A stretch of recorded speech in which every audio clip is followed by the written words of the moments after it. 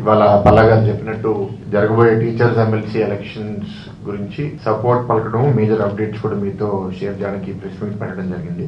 చిన్న స్టోరీ మీతో షేర్ చేస్తాను. ఇంచుమించు 2 ఏళ్ల క్రితం గ్రాడ్యుయేట్స్ ఎమ్మెల్సీ ఎలక్షన్ అయ్యేటప్పుడు వేపాటి చిరంజీవి గారు అభ్యర్థిగా డిక్లేర్ చేసిన తర్వాత యునానిమస్ గా ఒక మంచి అభ్యర్థికి సీట్ ఇచ్చారు అండ్ డెఫినెట్ గా గెలుస్తారనే ఒక పాజిటివ్ ఫీలింగ్ వచ్చింది. ఆ టైంలో నేను చిరంజీవి గారితో ఇంటర్వ్యూ చేశాను. అంటే నేను ఇంటర్వ్యూవర్, ఆయన ఇంటర్వ్యూ అయిన గెస్ట్.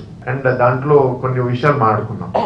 సమాజంలో మంచి జరగాలంటే ఏం చేయాలి అంటే, అప్పుడు ఏ సమాజం అన్నా బాగుండాలి అంటే విద్యా వ్యవస్థ బాగుండాలి, ఏ సమాజం అన్నా నాశనం చేయాలంటే విద్యా వ్యవస్థను నాశనం చేస్తే చాలు, సమాజం కూలిపోతుందని అప్పుడు బ్రిటిష్ రాజ్యం వాళ్ళు కూడా భారతదేశం గురించి ఆలోచించేది. కొన్ని మాట్లాడుకున్నాం. మరి మనకి ఇబ్బంది ఏంటి అంటే, సమాజంలో ఇతర దేశాల్లో ఫిన్లాండ్, స్వీడన్ లో టీచర్లకి ఐఏఎస్ ఆఫీసర్స్ కన్నా ఎక్కువ గౌరవం ఇస్తారు.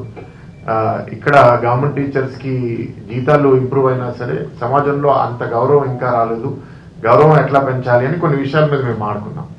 అప్పుడు ఇట్లాంటి ఆయన ఆ మెజారిటీతో గెలిచిన తర్వాత నాకు అనిపించింది ఏంటంటే, మంచి వాళ్ళు, ప్రత్యేకంగా టీచర్లు కూడా ప్రజా జీవితంలో వచ్చినప్పుడు పనిచేస్తే సమాజంలో దానికి ఒక గుర్తింపు ఉంటుంది. అండ్ ఇప్పుడు మనం చిరంజీవి గారిని చూస్తున్నాం, 2 సంవత్సరాల నుంచి కూడా అదే నిజాయితీతో పనిచేస్తున్నారు. ఇంకా మేము అంటాం అలాగా పాలిటీషియన్స్ దగ్గరికి కొంచెం లౌక్యం రావాలని, బట్ ఆయన మాత్రం ఓపెన్ గా మాట్లాడతారు. So that is good.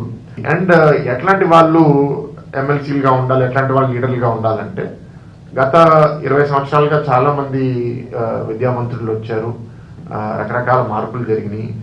And కొన్ని సందర్భాల్లో కొన్ని వింటే నాకు చాలా బాధగా అనిపిస్తుంది.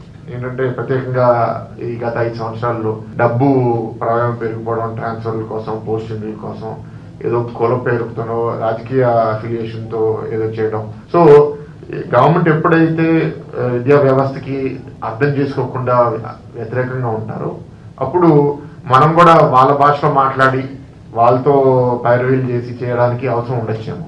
కానీ ఇవాళ మీరు మన విద్యామంత్రి నారా లోకేష్ గారిని చూస్తే ప్రతి విషయంలో ఏంటంటే, అది ట్రాన్స్ఫర్స్ అవనివ్వండి, పోస్టింగ్ అవనివ్వండి, సెలక్షన్ అవనివ్వండి, ఎక్కడ కాంప్రమైజ్ అవ్వకుండా ఎవరు బెస్ట్, ఎవరు మంచి వాళ్ళు, వాళ్ళని చూస్ చేసి పెట్టాలనే ఆలోచనతో ఆయన పనిచేస్తున్నారు. ఇవాళ it is not education ministry versus teachers, it is education ministry for teachers, for students, అందరితో కలిసి పనిచేయాలి. సో ఆ వాతావరణంలో మీరు ఇప్పుడు ఒక ఉదాహరణ, నిన్నే మీరు వీసీ సెలక్షన్స్ కూడా చూశారు. 9 వైస్ ఛాన్సలర్ సెలెక్ట్ అయితే అది కూడా ఏంటంటే, ఎంటైర్ కంట్రీలో ఎవరు హై క్వాలిటీ పీపుల్ అప్లై చేశారో అక్కడ ఏవి కుల మత భేదాలు ఏవి పెట్టకుండా బాగా అకాడమిక్ క్వాలిటీ, లీడర్షిప్ కేపబిలిటీ ఉన్న వాళ్ళని సెలెక్ట్ చేయాలని ఉద్దేశించి సెలెక్ట్ చేశారు.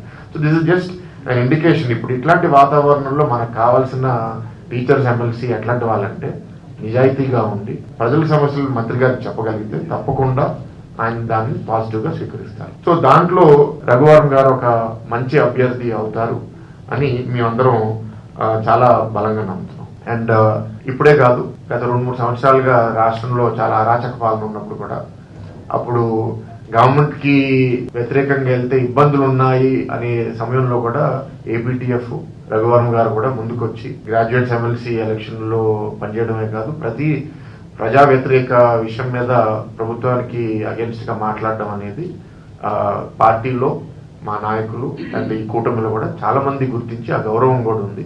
అందుకే ఈ సందర్భం వచ్చినప్పుడు ఇట్లాంటి ఒక మంచి వాళ్ళు కష్టకాలంలో కూడా ఏది కరెక్ట్ ఏది కాదు అని నిలబడిన వాళ్ళకి మనం సపోర్ట్ చేయాలని పార్టీ చాలా ఆలోచించింది.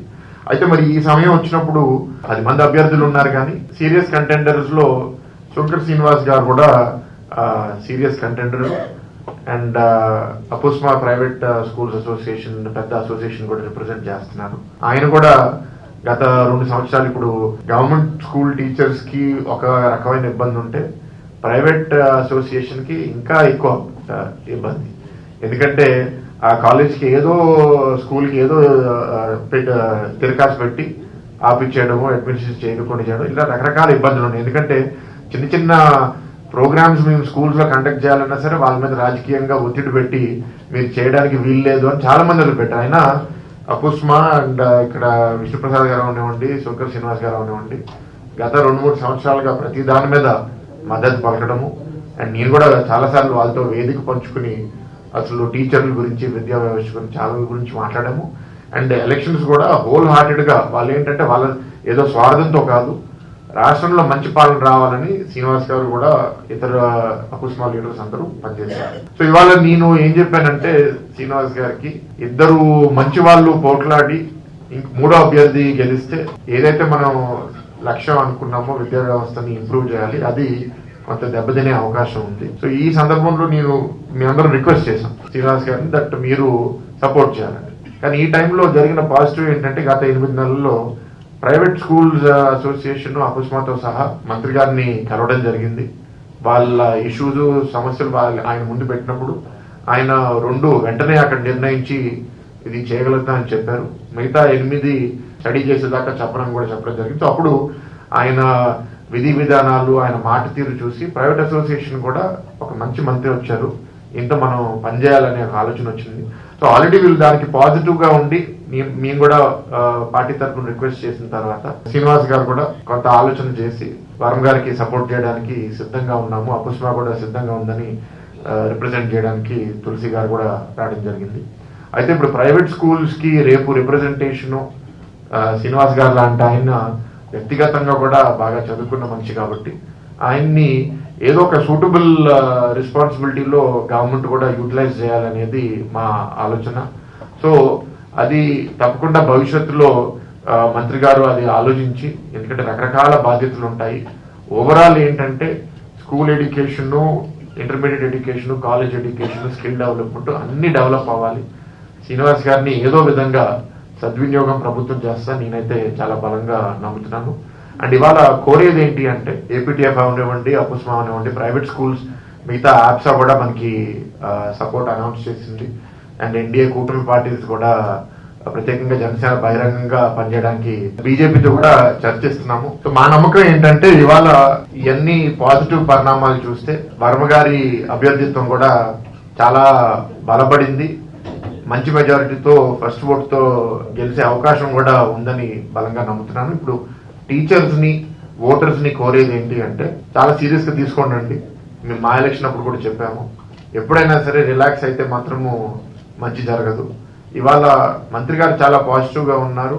నిజాయితీగా పనిచేసే వాళ్ళు, టీచింగ్ మీద కమిట్మెంట్ ఉన్న వాళ్ళని ప్రోత్సహించాలనే ఆలోచన ఉన్నప్పుడు ఒక మంచి టీచర్స్ ఎమ్మెల్సీ కూడా తెచ్చుకుంటే ఆయనకు కూడా ప్రత్యేకంగా మంత్రి గారికి వర్మ గారి మీద కూడా గౌరవం ఉంది కాబట్టి రేపు ఏ పనిలో అయినా సరే వర్మ గారు సక్సెస్ఫుల్ అవుతారని నేను నమ్ముతున్నాను. వినే ప్రభుత్వం, పనిచేసే మంత్రులు ఉంటే చాలా పనులు చేయొచ్చండి. గత 5 సంవత్సరాలు టీచర్స్ కి చాలా అన్యాయం జరిగింది.